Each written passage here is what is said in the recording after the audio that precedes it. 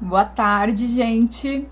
Estamos aí online para mais uma live da Pandora, ecofeminista. E hoje a gente está aqui para fazer uma live muito especial com a Manuela Beck sobre uma temática muito importante e bastante invisibilizada dentro dos feminismos, que é a pauta das mulheres com deficiência.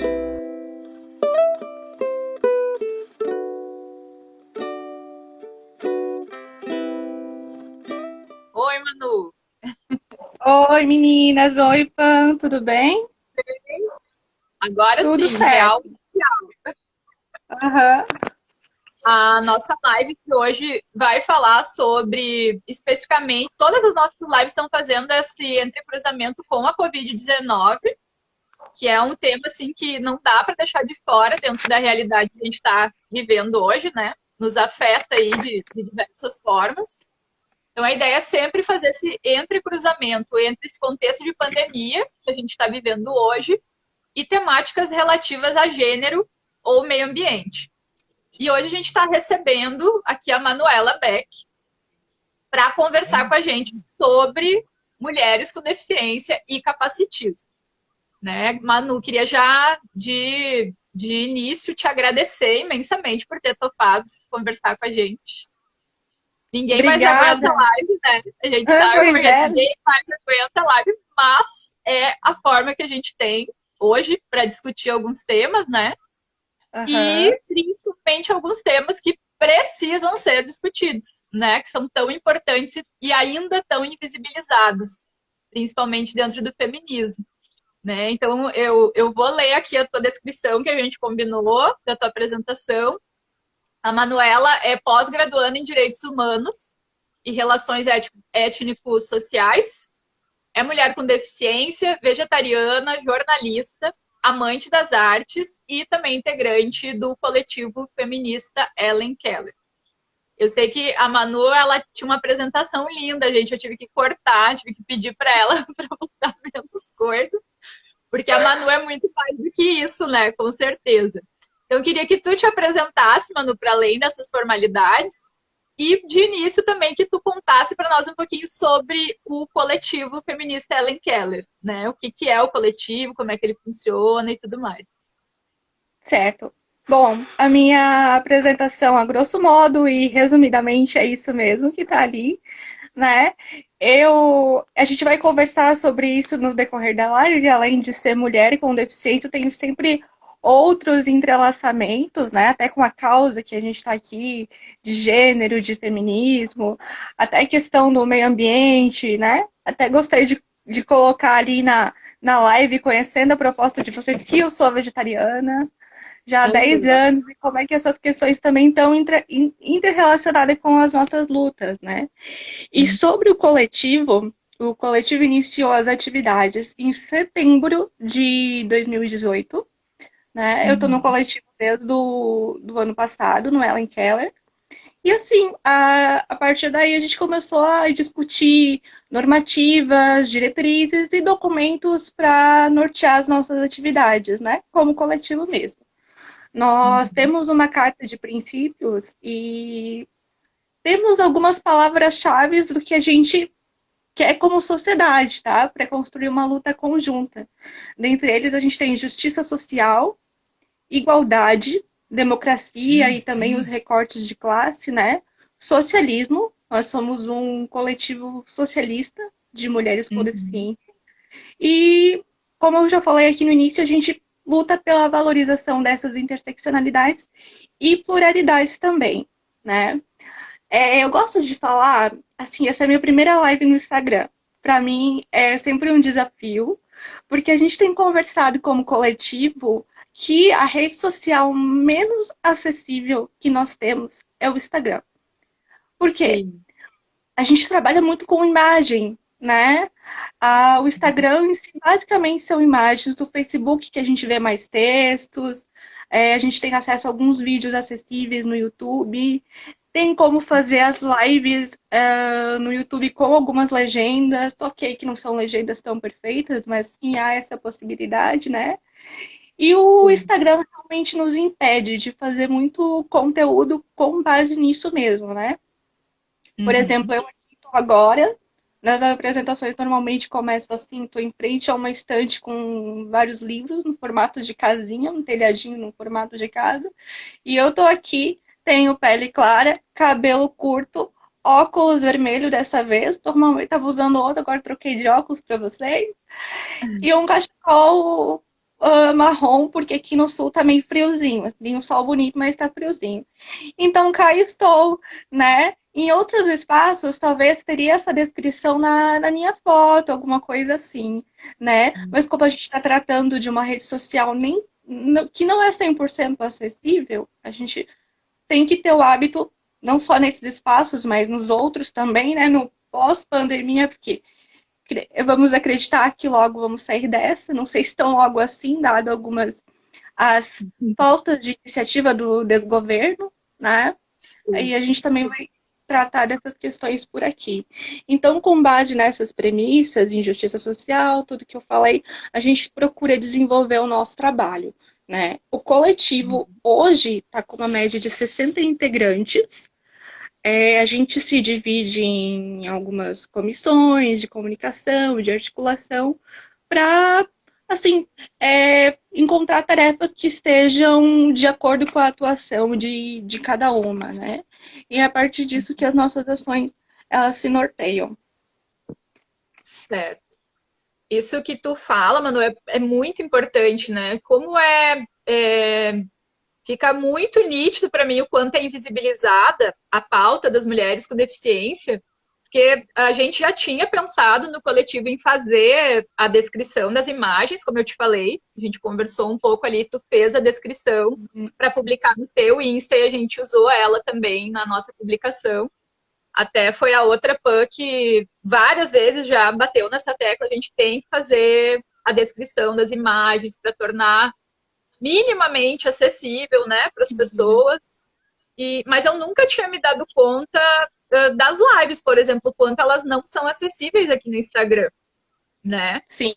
E Uhum. também isso, porque só me dando conta disso que eu também posso buscar alternativas e formas de cobrar a plataforma para trazer novos recursos para tornar esse lugar mais acessível. Né? Se eu não sei disso, eu não vou pensar, eu não vou buscar fazer desse espaço um espaço mais inclusivo, né? Então, acho Sim. que já de cara aí tu escancara para nós, pessoas sem deficiência, né, quanto a gente invisibiliza, ainda que inconscientemente, né, ainda que não a fim de prejudicar nem nada disso, mas a gente também está invisibilizando essa pauta, né? Então, quero já começar te agradecendo por nos abrir os olhos para isso, né? Então, de repente, no Facebook fica um pouco mais, não perfeito, mas tem mais recursos para a gente tornar a live mais acessível para todas as pessoas. Sim, é isso mesmo. Então, assim, já que a gente está num processo de dialética aqui, que a gente leva em consideração esses parâmetros do coletivo, né? Tô falando em democracia. E a informação, ela só é democrática quando ela está, de fato, acessível, né? E isso tem muito a ver com o que a gente está vivendo hoje em relação à Covid-19. Porque o que que acontece? No início da pandemia, havia uma luta, e é claro que ela ainda há, né, de que os órgãos oficiais, desde OMS e Ministério da Saúde, nos entendessem, pessoas com deficiência, como grupo de risco, porque até então ninguém estava falando sobre a nossa pauta, né? Foi necessário, sim, uma articulação muito forte, o próprio coletivo participou de algumas dessas ações, porque, por exemplo, as pessoas com deficiência visual estão o tempo todo trocando em superfícies para se localizar, né? Saber onde elas de fato estão. No meu caso, por exemplo, eu tenho paralisia cerebral, né? E também, assim, tem algumas questões relacionadas a desequilíbrio. E também encosto mais nas superfícies que o habitual, que uma pessoa sem deficiência, né? Para me, enfim, me locomover, seja espaço de casa ou na rua. Então, de certa forma, me coloca como tem um risco maior, né, de sofrer por causa da Covid-19. Tem a questão da higienização das cadeiras de roda, para quem usa andadores, muletas e afins, né? E muitos de nós também, é importante destacar isso, interrompemos os tratamentos habituais.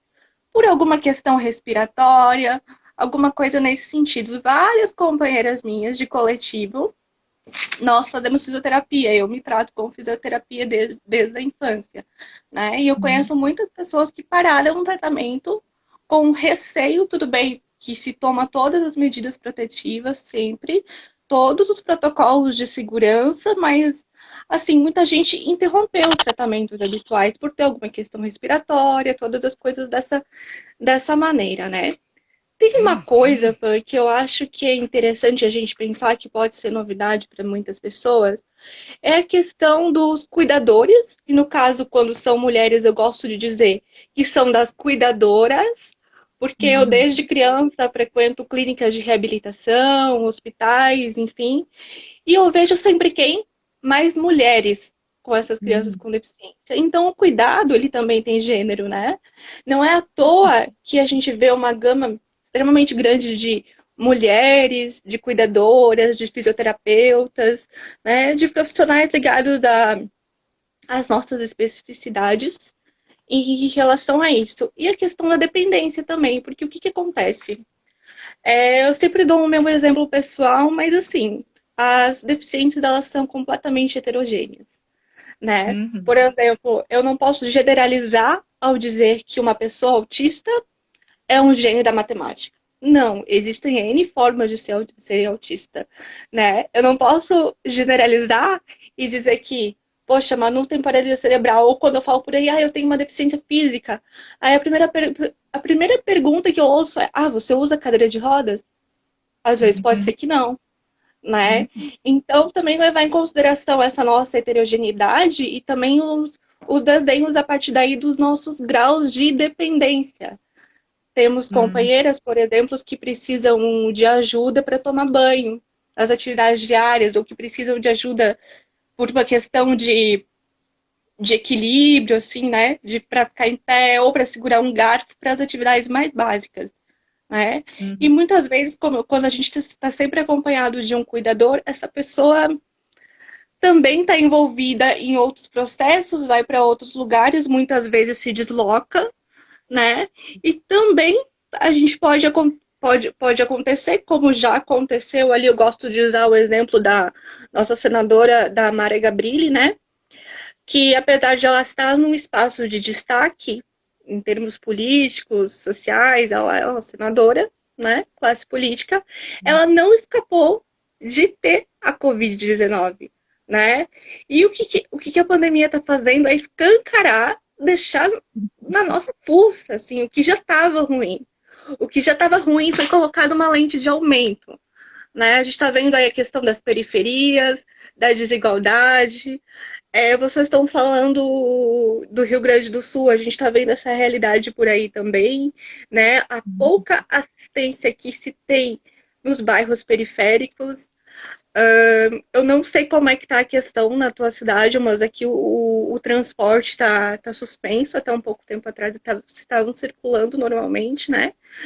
E é Uhum. incrível como antes a gente já tinha a problemática do transporte público e da ausência de políticas públicas da área da saúde na periferia, isso agora só Uhum. escancarou tudo isso que estava acontecendo, né? Um exemplo muito claro para nós do movimento feminista que levanta, que vai atrás, é a questão da violência contra a mulher. A gente sabe, né? Estava acontecendo muito por aí e de um tempo para cá, de março para cá, de acordo com a Secretaria da Mulher, dos Direitos Humanos, a gente teve um aumento no Disque 180 de 35% de violência contra a mulher, né? No 80, no caso. E, assim, não quer dizer que nós não tínhamos essa problemática antes. Nós sabemos que tínhamos e que a gente vai continuar vivendo isso, infelizmente. Mas o isolamento social, a pandemia, né, escancarou o que a gente tinha de pior. Né? A gente vê muitos atos solidários aí acontecendo, mas pelo menos é isso que eu tenho percebido. Né? A gente está num processo de desigualdade descomunal, até que a gente estava falando do acesso agora, por exemplo, ao auxílio emergencial. né? O que que aconteceu? Não estava acessível também. Porque quando tu abrias o auxílio emergencial da Caixa, ali, o aplicativo, em vez de ter alguém lendo um texto para ti, tinha uma música de fundo. Como é que uma pessoa com deficiência visual iria se orientar a partir daí, a partir daí, né? Então, além de viver essa violência atitudinal, que a gente vai falar sobre isso mais adiante, a gente vive essas inúmeras violências institucionais também, né? Uhum. Sim, agora tu tocou em vários pontos aí que eu acho que são bem importantes e que eu tinha separado aqui para a gente conversar. Mas eu acho que seria interessante a gente tocar e falar um pouco sobre o significado dessa palavra e do quanto isso afeta as mulheres com deficiência na prática, que é o capacitismo, né? Ela não é uma palavra que está corriqueiramente no nosso vocabulário. Eu, pelo menos nos grupos, na minha bolha, eu não ouço muito falar sobre isso, né? E eu acho que a gente pode começar falando um pouquinho o que é o capacitismo, né? E de que forma tu sente ele na prática, na tua vida cotidiana como mulher com deficiência. Então, gurias do Pandora. A palavra capacitismo, ela é extremamente nova, tanto que eu, que sou pessoa com deficiência, não sabia dessa palavra, eu descobri recentemente, né? Faz poucos anos que eu a conheço. Mas o capacitismo, ele é um velho amigo já nosso, mulheres e pessoas com deficiência. Porque ele começou onde? Olha, eu não sei te dizer, mas lá na Grécia Antiga, quando nós tínhamos Esparta e Atenas, por exemplo, a gente já via ali o capacitismo, né? Por exemplo, por Marx, não sei se alguém lembra ali das aulas de história, né? Que a gente falava sobre a história antiga. A gente lembra que Atenas era a cidade que se virava ali para o mundo das ideias, ela mergulhava nisso, né? Na democracia, em muitas das coisas que a gente tem hoje positivas dentro da nossa política da sociedade contemporânea, né? E Esparta era a cidade da luta, dos grandes guerreiros, enfim. Aí eu pergunto para vocês, e os corpos com deficiência? Nessa época, o que vocês acham que aconteciam com Esparta, por exemplo? Né? Bom, o que acontecia? Eu vou contar. Não sei se vocês recordam, mas as crianças eram propriedade do Estado. Era o Estado que zelava a criação de cada um. Então, até os 7 anos de idade, por exemplo, as crianças ficavam com os pais e depois da cidade elas iam para as mãos do Estado. Se nascesse com qualquer deficiência, nós éramos jogados de penhascos. Uhum. Né? Eu tinha ouvido falar em afogamentos também, né? Tinham formas, mais adiante, formas terríveis também de. Que é uma forma de eugenia, né? De purificação, enfim. Sim, é como se o Estado interpretasse, olha, vocês não servem pra gente, né? Em Atenas a gente tinha uma coisa completamente diferente, mas que era tão ruim quanto, chamado paternalismo, né? E o paternalismo é aquela lógica que para mim já é super antiquada, de pensar que a pessoa com deficiência vai ter todos os cuidados do mundo e vai ficar ali, quietinha. Mas que também é uma forma de violência se a gente parar para analisar. Né? E uma violência tão cruel quanto a que era aplicada em Esparta. Agora, para uma história mais moderna, nós temos a política higienista da Segunda Guerra Mundial, dos campos de concentração, da questão de Hitler, que ali eu acho que está claro para quem busca as informações aqui no Pandora, né, que morreram praticamente 100 mil pessoas com deficiência nos campos mais famosos, fora os que não morreram em outros campos, né? Não foi só Anschluss que existiu, foram outros campos de concentração. E daí a gente faz a pergunta, e esses corpos agora? Onde é que eles estão? De que maneira que eles estão existindo? De que maneira essa opressão ainda vive? De que maneira ainda nos matam? Porque não é à toa que nós, mulheres com deficiência, no caso, já que a gente falou em violência, 40% das mulheres com deficiência sofreram algum tipo de violência no decorrer da vida. 40%. Não é pouco, né? Uhum. Temos aqui o que a nossa companheira do coletivo, que é a Fernanda, colocou, que o capacitismo é uma forma de discriminação mais socialmente aceita. É o que a gente vivencia no dia a dia. E é isso mesmo, eu posso dar exemplos muito práticos de coisas, até mesmo que eu já passei. Por exemplo, eu estou indo para algum lugar, mesmo antes de pandemia, enfim, né? As pessoas ouvirem e falam, nos veem e falam que, te admiro, porque você trabalha, estuda e se diverte. Aí a minha cara é assim, ué, né? Todo mundo trabalha, estuda, se diverte, né? Aí as pessoas, quando fazem essa colocação, há um preconceito por trás, que a gente, como as pessoas com deficiência, nós não faríamos isso, né? E também é capacitismo, pasme, quando você pensa que as pessoas que têm deficiência têm os mesmos desejos, necessidades, capacidades, talentos, né? Como eu estava falando ali, nós somos heterogêneos. E não são, por exemplo, todas as pessoas que têm deficiência visual que vão querer um cão-guia, né? Como eu dei o meu próprio exemplo, não são todas as pessoas com paralisia que vão usar uma cadeira de rodas. E pasme, é um preconceito, como a Fernanda tão bem colocou, ele é socialmente aceito, né? Normalmente as pessoas não olham para si mesmas e fazem uma autocrítica. Mas eu realmente fui capacitista. Ou quando você pensa que a vida de uma pessoa com deficiência, por exemplo, é inevitavelmente pior do que a vida de uma pessoa sem deficiência, né? Pode acontecer da nossa vida ser pior? Pode, mas não é isso que eu quero dizer. O que eu quero dizer é que nós não estamos nem no extremo de ser, ai, pobre coitados do paternalismo de Atenas, e Esparta, né? Que vamos nos livrar deles porque precisamos de corpos disponíveis para a luta. É capacitismo também, Pamela, quando nós não. Nós, pessoas com deficiência, quando a gente não se enxerga na mídia, ou até mesmo em produções culturais. Ou, por exemplo, quantas diretoras de cinema com deficiência vocês conhecem? Ou até mesmo quantas pessoas com deficiência estão do lado de vocês na militância, na luta, no trabalho, nos estudos, na balada, né? Seja o espaço que for, a gente precisa estar ali. E é uma forma de capacitismo, é uma sociedade capacitista desenhada para nos excluir, que trazem reflexões dessa maneira, né? Eu tenho uma amiga que certa vez contou, tem deficiência física ela também, e ela é bissexual. E ela diz que é capacitismo também, quando uma mulher com deficiência é bissexual diz que ela é bi, as pessoas dizem isso, né? Só porque ela tem chances de ficar com uma pessoa, que as chances dela são maiores de ficar com uma pessoa, então ela atiraria para todos os lados. Nossa.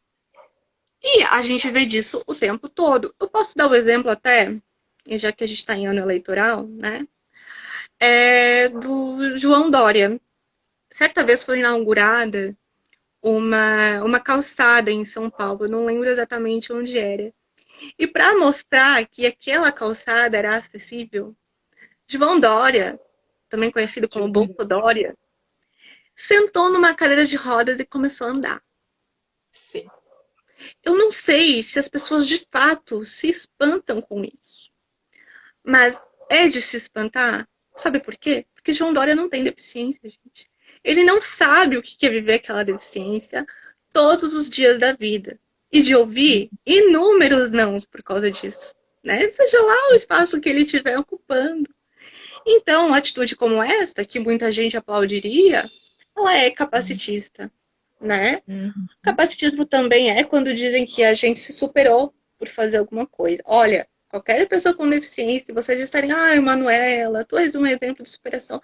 Querida, eu sou nada. Porque se eu já tivesse superado alguma coisa, eu não estaria aqui na luta, né? Então, com base nesses dados que eu estou dizendo, do 40% das mulheres com deficiência que já sofreram algum tipo de violência, tá dizendo que a nossa luta é extremamente digna e, pasme, ela não vai parar tão cedo, então não tem como a gente superá-la de alguma maneira, né? E também, por exemplo, eu passo bastante por isso, porque a minha deficiência agora, para vocês, ela não está aparente, né?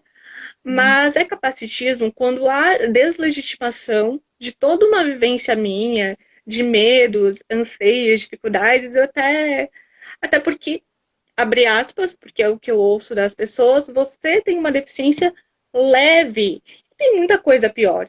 Ou seja, você vai reduzir toda a vivência de alguém, toda a história que aquela pessoa tem nas costas, tudo que ela encarou, tudo que ela viveu por causa disso?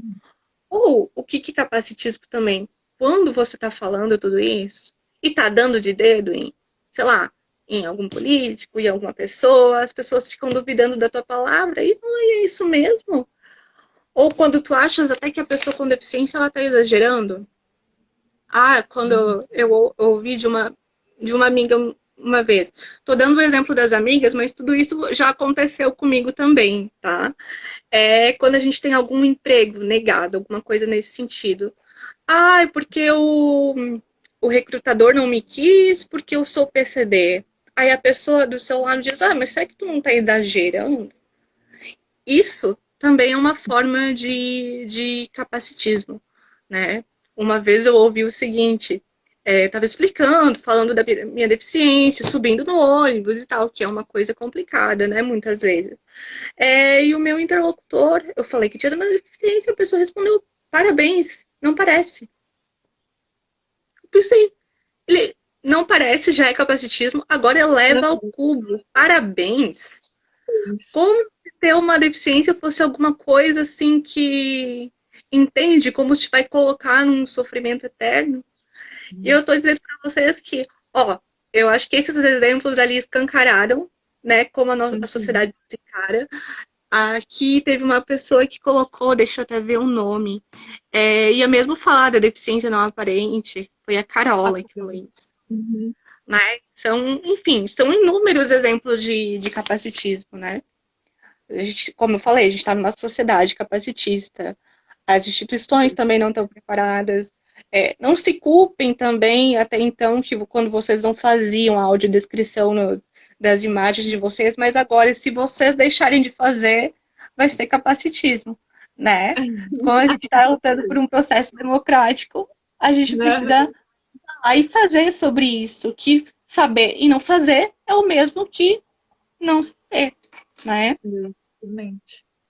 Eu acho que, assim, te ouvindo falar e trazendo tantos exemplos aí que eu acredito que sejam muito recorrentes para ti e para todas as mulheres com deficiência também, a gente pode dizer que o capacitismo ele também é estrutural, né? Ele também é estrutural e estruturante na nossa sociedade.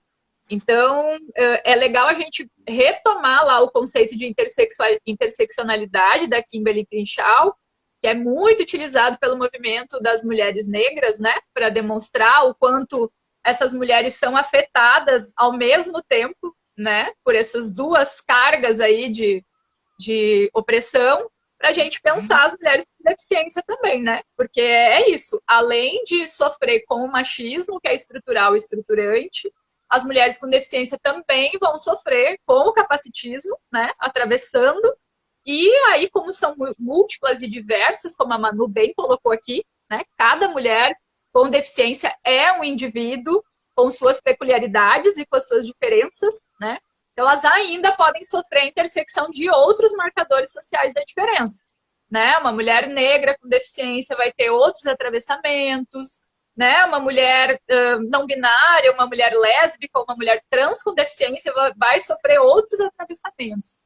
Então, é legal a gente trazer esse conceito da interseccionalidade para pensar também a deficiência na vida das mulheres, né? Eu estava lendo na página do coletivo de vocês, tem um guia bem legal, o Guia Mulheres com Deficiência, Garantia de Direitos para o Exercício da Cidadania. Super recomendo a leitura, né? Tem o link lá na página do Insta do coletivo feminista Ellen Keller. A gente vai colocar na descrição do vídeo depois o link também. Mas eu estava lendo um pouco, não é um assunto que eu domine, assim, que eu já tenha lido muito. Eu achei muito interessante. Tem uma parte que vocês contam ali que ao longo da história a gente foi vivenciando diversas formas de compreender a deficiência, né? Daí tem aqueles modelos ali de compreensão, que é o modelo religioso, tu já falou um pouco do modelo médico, do modelo caritativo, e tem esse modelo social que eu achei incrível, né? Que é esse deslocamento que a gente faz. Opa, peraí. Então não é a pessoa com deficiência que tem que se moldar a uma sociedade, a um corpo ideal, mas sim essa sociedade que deveria estar se moldando para receber essa pessoa com deficiência, né? com todas as suas particularidades. Como tu falou um pouco do desgoverno, e não tem como a gente não falar sobre isso, eu queria que tu comentasse um pouco do que te parece e de como vocês compreendem, né, esse movimento que é muito caritativo, que pega muitos elementos ali desse modelo religioso, de Bolsonaro no seu pronunciamento, a esposa do Bolsonaro no seu pronunciamento, traduzir o discurso em Libras, por exemplo, mas na vida real, na prática, em termos de políticas públicas, não estar fazendo nada de efetivo. Como é que vocês percebem isso, assim, a partir desses modelos aí?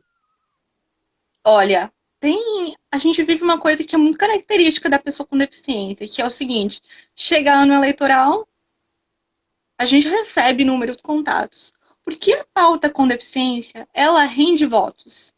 Mas assim, tudo bem a gente ocupar a política, a gente apoiar alguém que a gente acredita, um candidato, uma candidata, enfim. Mas, de fato, quando será que a gente vai estar nesses espaços? Né? É uma reflexão que eu sempre gosto de colocar, porque não se imagina. A gente não vê plenárias de Câmara de Vereadores, de Assembleias Legislativas, enfim, adaptadas, por exemplo. É uma questão talvez até um pouco simbólica, tão simbólica quanto arquitetônica, né? Aquele espaço está dizendo, olha, pessoa com deficiência, nós não queremos alguém como você, né? O governo Bolsonaro só amplia toda essa desigualdade, só amplia. Enfim, o que aconteceu, por exemplo, com esse exemplo que você tão bem pontuou, quando a primeira-dama fez a interpretação do discurso deles usando a Libras, e que todo mundo achou lindo e maravilhoso, achou que agora sim, a coisa vai, né? Mas não adianta fazer um discurso de Libras se o primeiro ato seu como presidente é extinguir a Secretaria da Pessoa com Deficiência. Né? Porque por muito tempo foi tão bem conduzida pela Isabel Maior, por exemplo, no governo anterior, né? Anterior a Temer. E também não adianta, por exemplo, você não ter a própria descrição da imagem nas publicações oficiais do governo, nas páginas do governo, né? Então, embora muitos achem que nós somos bobos, pessoas com deficiência, nós não somos, não, né? Nós estamos vendo isso, e a nossa luta é completamente contrário do que eles estão colocando. A gente está aqui por pluralidade, a gente está aqui por democracia. E se a comunicação não é para todos, eu sinto muito, ela é antidemocrática, né? Nós também somos mulheres, nós também queremos os devidos direitos reprodutivos, por exemplo, que o até então, que era ministro da Saúde, o Pazuello, né? Agora nós estamos sem ministro, enfim, né? Se até então o Pazuello estava cortando tudo que diz respeito aos métodos anticoncepcionais, diversos, assim, né? Já é tão difícil para muita gente conseguir esses métodos, imagina para mulher com deficiência. Então, essas atitudes do desgoverno nos atingem diretamente e nos atingem de uma forma desoladora. A questão do desemprego, por exemplo, né? A gente sabe que muitas pessoas com deficiência recebem o BPC, mas se engana quem acha que o BPC é suficiente para todos ou que todos recebem. Eu, por exemplo, eu fiquei desempregada, né, em períodos de pandemia. Ok, que nós temos cotas para o mercado de trabalho, que nós temos cotas para concurso dentro de algumas grandes empresas, né? Nós temos direito a cotas. Isso acontece, mas a tendência dessas empresas é diminuir. Sinceramente, vocês acham que vão continuar empregando pessoas com deficiência? Vocês acham que vai ser mais fácil para eles pagar uma taxação única para que não nos contrate? Ou até mesmo, por exemplo, a gente está vendo isso ser ameaçado todo o tempo, essa política de cotas, desde as universidades. Né? A gente tem um dado super triste, que 0,42% das pessoas com deficiência são egressas de um curso superior. 0,42%. Isso não é absolutamente nada. E nós estamos aí com um governo que não incentiva a pesquisa, que corta a verba da educação, que deslegitima a pesquisa. Não é só não incentivar, é deslegitimar tudo que há de mais genuíno de dentro da pesquisa, dentro das academias brasileiras, né, dentro das universidades. Então, nós somos os corpos que, sem sombra de dúvidas, vamos ser os mais atingidos. Quando, por exemplo, a gente viu isso acontecer em outros países, né? Quando o sistema de saúde entra em colapso, os médicos precisam decidir entre quem vai viver e quem vai morrer.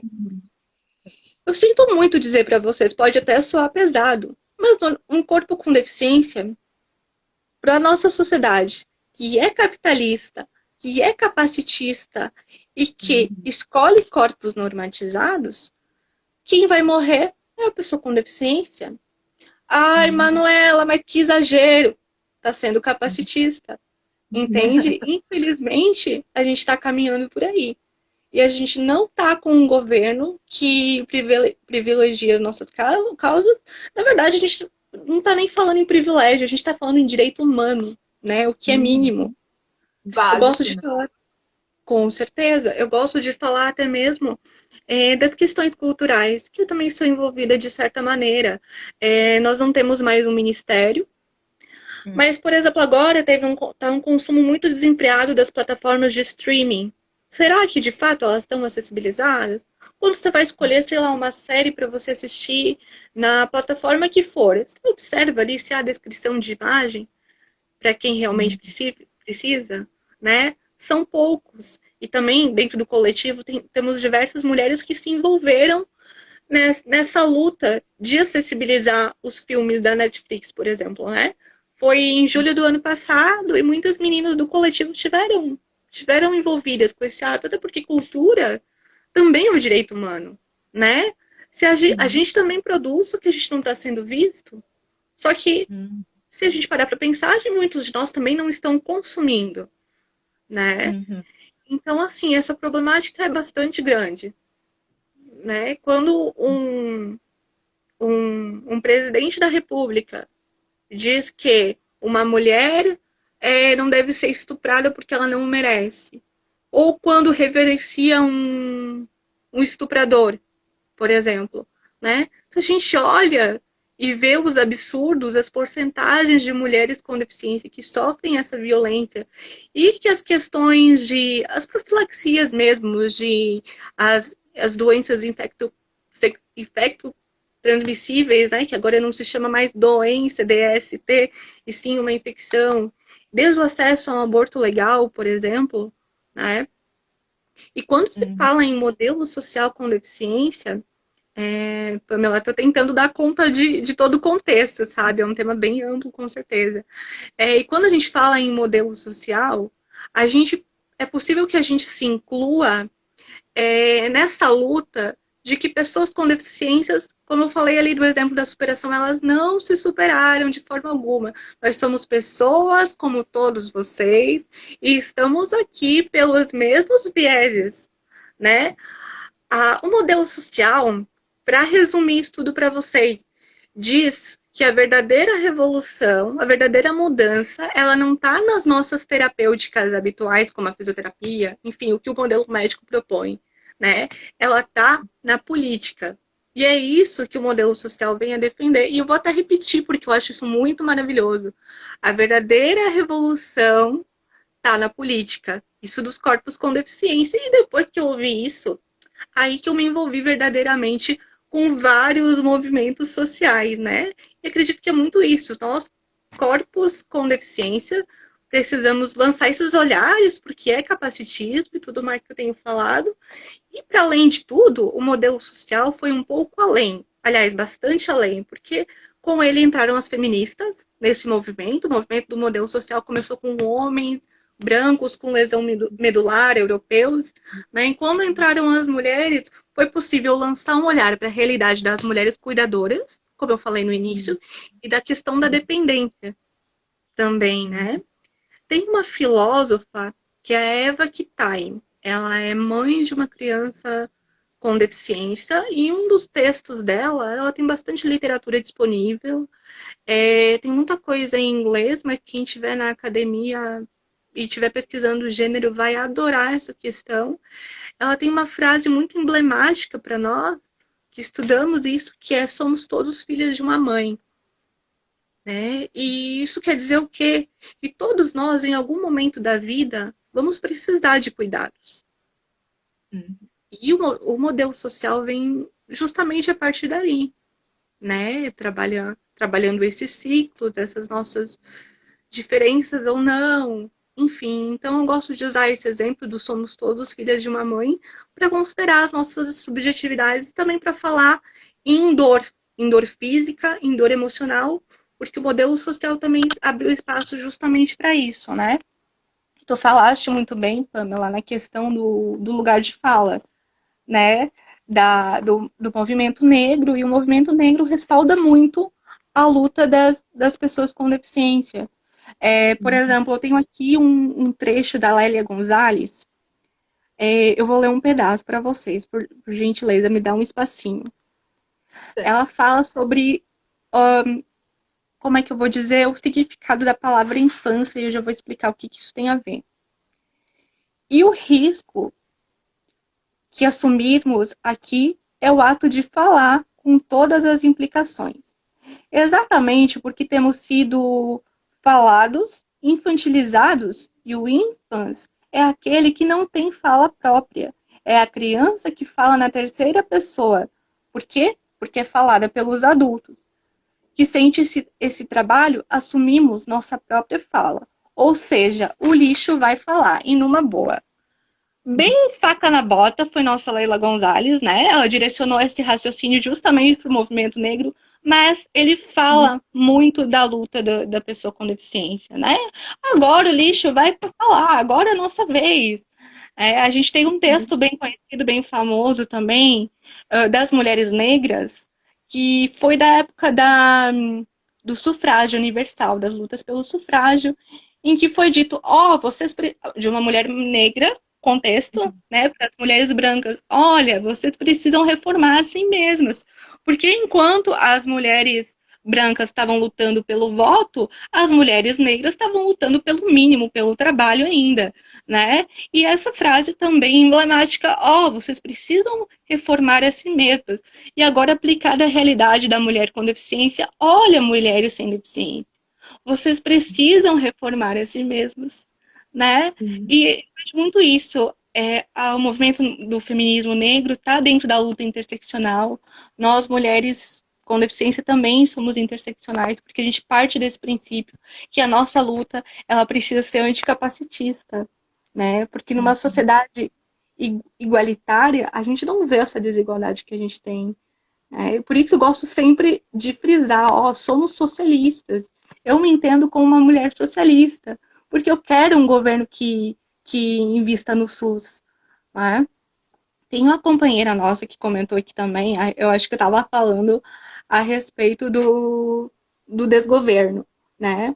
E ela colocou o seguinte, logo no início do governo, o Conselho Nacional da Pessoa com Deficiência sofreu um ataque de tentativa de acabar com sua existência. Realmente foi isso que aconteceu, né? Além do ataque do próprio conselho, do ataque à secretaria e do ataque que a gente ouve inúmeras vezes, nossa, é o que diz a Simone de Beauvoir, né? Basta qualquer crise para os nossos direitos estarem violados. E as mulheres com deficiências também estão inseridas nisso, né?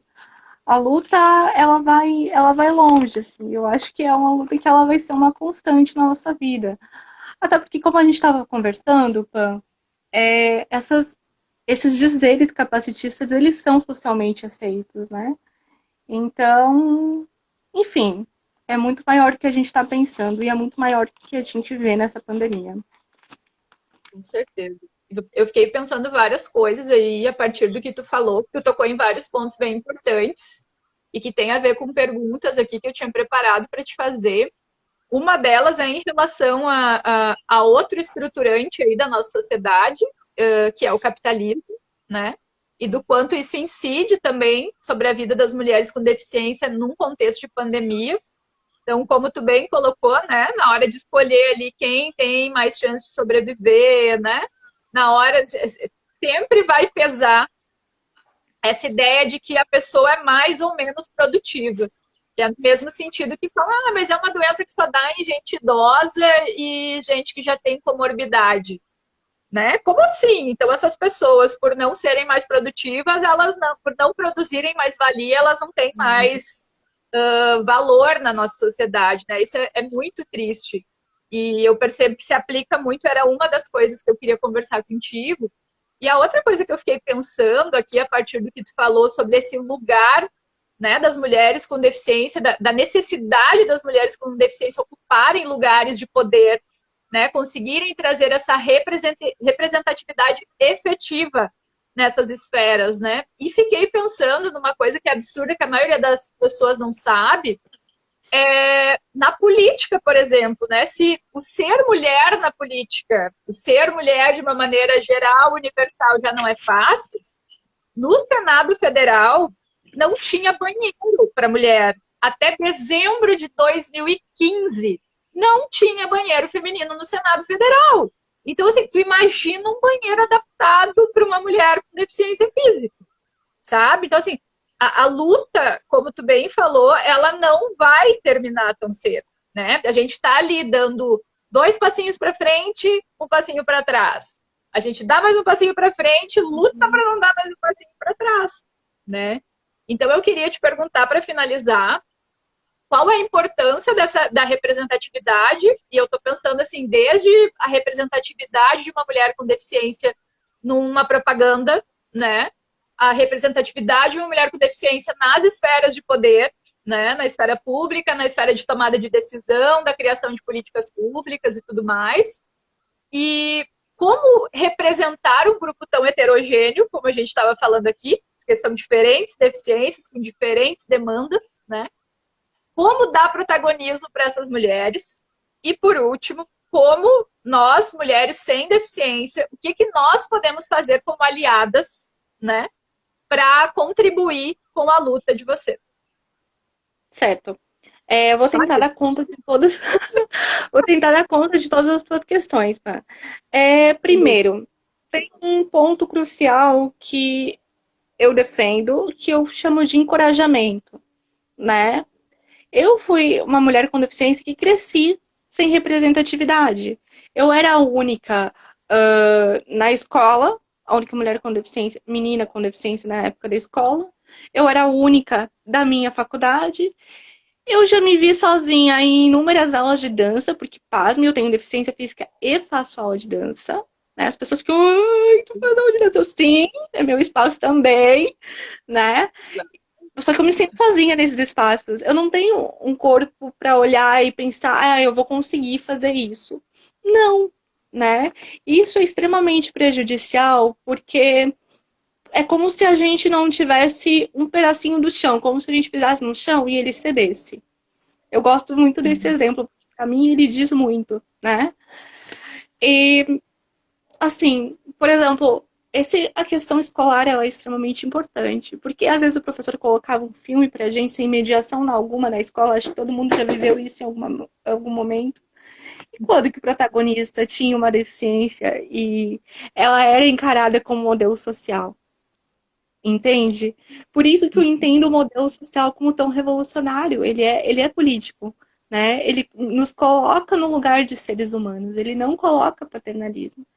E primeiro a gente se vê, e se a gente não se vê, a gente encorajar as nossas para que elas sejam vistas por alguém, sabe? Eu acredito muito nisso. Tenho poucas referências, tenho, inclusive na academia. São poucas as mulheres que escrevem, que fazem um doutorado, dado o número que eu lancei aqui para ti de egressas, né? Somos poucas, embora a minha bolha esteja aumentando.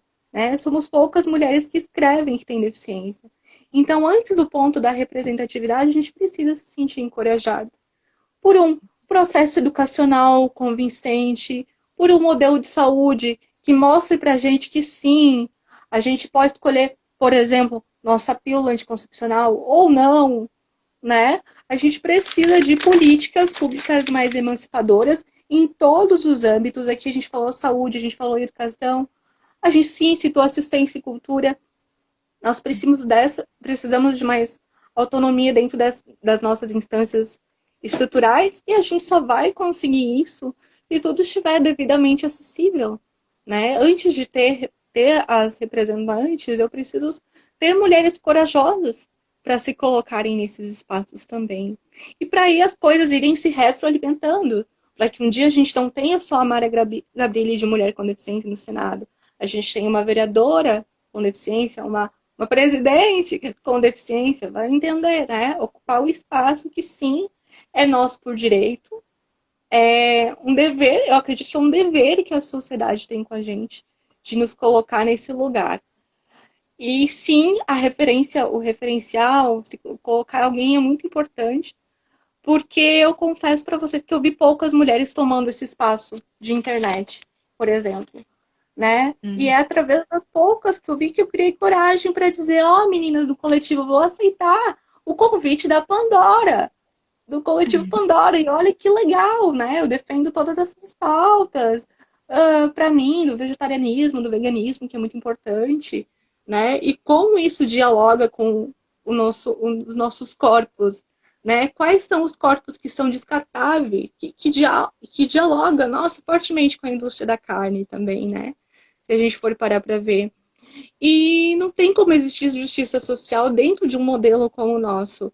A gente está com a companheira aqui do coletivo também, que ela colocou o seguinte: não haverá justiça social no capitalismo. O próprio modelo social se baseou no marxismo, sim, né? O movimento das socialistas, das comunistas está aí para conceituar a deficiência. Por exemplo, vou dar dizer uma coisa que é bem interessante, que eu acho que vocês nunca ouviram, mas já com certeza ouviram falar na Rosa Luxemburgo, né? Luta, mulher da Alemanha, que com muita coragem enfrentou o Bernstein. Não sei se alguém de vocês já leu a Reforma e Revolução, né? Ela acusava ele de ser reformista, N coisas assim. Muito se fala na coragem dela, mas pouco se fala que ela também era uma mulher com deficiência. Aí fica, meu Deus, Rosa era uma mulher com deficiência, sim, e vocês querem uma referência melhor que Rosa Luxemburgo? Sabe? A gente tem a Frida Kahlo, a Frida está escancarada na nossa cara. Mas também pouco se lembra que ela era uma mulher socialista e com deficiência, né? Mulheres artistas, sim, nós temos. Tarsila do Amaral. Pouca gente sabe, mas Tarsila do Amaral também era uma mulher com deficiência.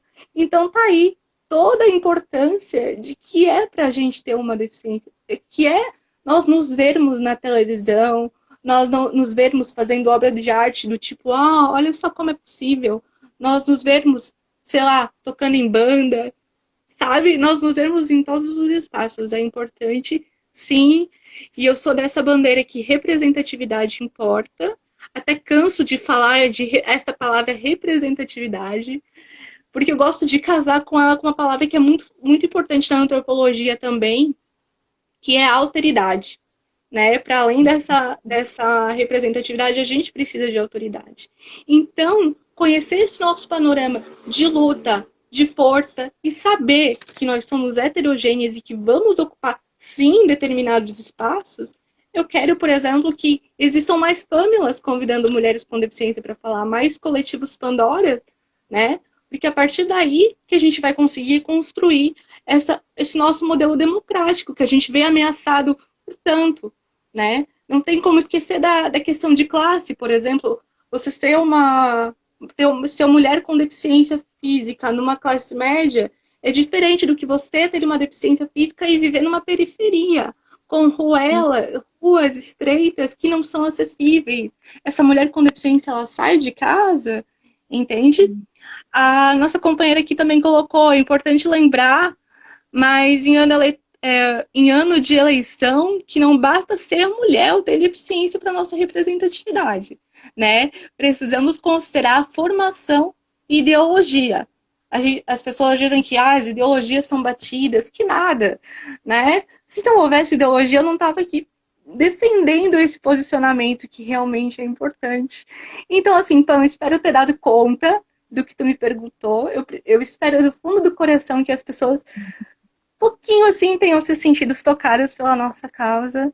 chamo para conhecer o coletivo. Mulheres com deficiência, venham, ajudam a gente a construir, ajudem a gente a compor, ajudem a gente a ocupar espaço, porque só assim a gente vai alcançar o mínimo de justiça social que a gente que tá por um fio aqui nesse país. Só assim a gente vai conseguir igualdade entre essa heterogeneidade toda que a gente vive, né? E para a construção também de um país melhor em consideração com as nossas interseccionalidades. Muito obrigada, Manu. Nossa, eu tô arrepiada aqui. Tô muito feliz de ter tido a oportunidade de te ouvir, de conversar contigo e ter aprendido tanto contigo. A gente poderia ficar aqui mais uma hora conversando, né? E a gente nem conseguiu abordar todos os pontos aí possíveis e que eu tinha anotado aqui para conversar, mas foi uma aula mesmo, né? Eu postei um pouco mais cedo nos stories aqui da Pandora justamente a pergunta, né? O seu feminismo, ele contempla as mulheres com deficiência? A gente não vai ter uma sociedade mais justa e mais igualitária se essa sociedade não for mais inclusiva. E ela precisa ser inclusiva para todas as pessoas, para todas as mulheres com suas peculiaridades, né? Então, eu vou te agradecer imensamente, tá? Por ter aceito o convite, por estar conversando com a gente. Eu sei o quanto é cansativo, é desgastante, a galera já ninguém mais aguenta fazer live, ouvir live, mas, gente, a gente precisa ocupar esses espaços, né? A gente precisa, e enquanto não houver igualdade, enquanto não houver uma sociedade justa e igualitária, a gente vai continuar falando, né, Manu? Então, agora a gente Sim. tem 30 segundos para terminar. Deixa um beijo grande para ti e deixa os últimos segundinhos para tu te despedir aí, então. Beijo, Pan. Obrigada, Coletivo Pandora. Obrigada quem assistiu. E, por favor, sigam nas nossas redes sociais, @Coletivo Ellen Keller. Isso aí. Beijo, gente. Até a próxima, então. Beijo, obrigada.